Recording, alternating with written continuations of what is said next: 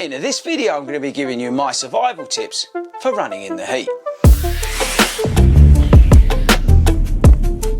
What is up everybody, and welcome to 40 Runs. Now before we start, have you listened to the Long Run podcast? No? Check it out people, link in the description. It's the biggest running podcast in the world. I may be making that up, but don't tell anyone. Right, so running in the heat. Now maybe you're training for the London Marathon in October and you've got to train through the summer, or you've got maybe the Great North Run or another event somewhere in the world you've got to train through the summer and it's really hot. And it can really impact your training. Now I'm doing this video because I thought about it while I was out there doing my run in 26 degrees today and I was melting, and I thought to myself, I'm going to give some tips and hints out to you guys to try and help you so you don't make the same mistakes as I do. Right, now some of these tips are pretty obvious, but some of them aren't, and I've tried to give some today that aren't that obvious, okay? So, yeah, I think you're going to dig some of these. And also, stick around to the end of the video because I'm going to give you the one piece of gear, running kit, that I take out on every run that sort of saves me during these summer months. Okay, so the first tip is wear as little as possible. Now, I'm not telling you to go and run naked. No, don't do that, people, and say 40 told me to. But I'm saying be sensible, yeah? Light colours, vests, the right choice of fabric. Don't be wearing cotton out there. Think smart about what you're wearing. Don't overlayer. Don't think about actually what can you live without. It sounds funny, right? But even running with a flip belt around your tummy can make you hot. So just think about what you're taking out with you and what you're wearing, and think to yourself, is this the best thing to be wearing, considering the conditions? You'll be surprised. And I know people don't necessarily want to wear a vest because they're worried about how they look and all that sort of stuff. I get that, right? But sometimes you've got to think practically over some of the other issues that you may have. Right, a good example today of hydration, we know about hydration, but a good example of today as a tip is that an hour before my run, I had an electrolyte drink. It was a High Five tablet, Bosch, 750 millilitres of water. I had that, it was actually about an hour and 15 minutes before my run. And then I had one, obviously, after my run. But I was making sure that I was hydrated before I went out on my run. Now, you guys know the importance of being hydrated when running. But to be hydrated and give yourself some of those electrolytes before you go out could be the difference between feeling awesome and feeling pony. Let me know in the comments if you know what pony means. Now the next thing to think about, and I was talking about this last night at Club Run with somebody, is watch the sort of meds that you're on. And the reason I mention that is because I'm on antihistamines at the moment because of the pollen and the hay fever, and I'm taking a couple of them at the moment, and they can be dehydrating. Also made me think, then also think about your alcohol intake and other medication, because some meds can make you wee as well, and if you wee before you go out, that can then increase the risk of dehydration. But also alcohol can have a dehydrating effect on you, so think about what you're drinking and when you're drinking and when you're running, and it's all in relation to the heat. So it's just some stuff to think about. Drinking, i.e. alcohol, and the meds that you're on. Right, next tip is to be a little bit patient with the weather and yourself. Let yourself sort of acclimatise to the increased heat.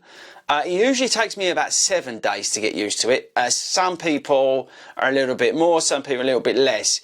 But don't stress your body out during that period of time of adjustment. It's like, I don't know about you, but if you go on holiday and it's been cooler here and you go somewhere it's really hot, those runs can seem really hard. So just give yourself that period of adjustment when we're coming into that summer training to allow for that sort of extra heat and the extra work that's needed for running in the heat.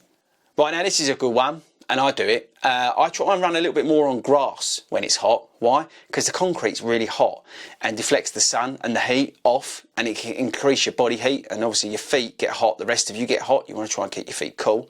And running on grass is a bit cooler, so check that out.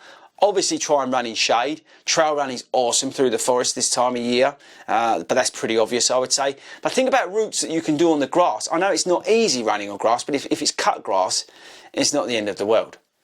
Right, in terms of the run itself, make some adjustments. Try and start off slower, build your pace if you've got a pace on the plan. And if you're in a plan, maybe switch some of the distances around. So like tomorrow's going to be like mega hot, so I've gone out today because I knew it was a bit cool, even though it was hot. I've still gone out today and got it done and moved stuff around. So make adjustments on that. Think about the pace work you're doing. Is it going to make really that much difference over maybe 16 weeks if you like drop the pace today? Think about stuff like that. Another thing to think about on your run, it's a bit of a cheat, right? And I do this because where the run down the river, I check which way the breeze is. And I always try and run with the breeze on my back out. So when I turn around and come back and I'm really hot, I'm running into the breeze. Yes, it's harder work, but I'm slowed down.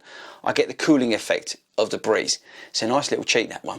Right, 2 more, real simple ones. Slow down. That's pretty obvious. I mentioned it just a second ago, but just slow down, people. You don't need to be a hero in the heat. You're working hard anyway. You're still going to get the benefit of it. So just slow down. And then the other obvious one, sort of to finish it off, is just to look at the time in which you're running.